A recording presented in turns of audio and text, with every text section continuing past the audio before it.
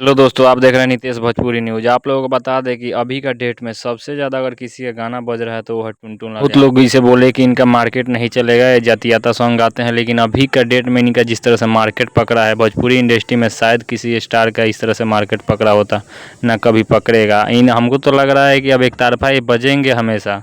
जैसे इनका गाना बज रहा है, कोई भी गाना गा रहे हैं सुपर डुपर हिट हो रहा है।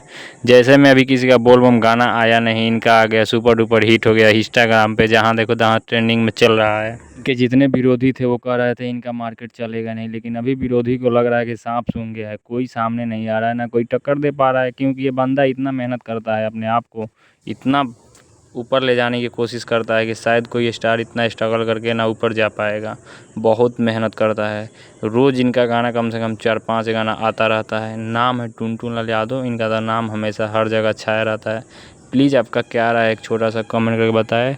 अब की सावन में किसका गाना सबसे ज़्यादा बजेगा, प्लीज़ एक छोटा सा कमेंट करके बताएं और वीडियो को शेयर करें, ज़्यादा से ज़्यादा लोगों तक पहुँचाएँ। मिलते हैं नए वीडियो में। जय हिंद, जय भोजपुरी।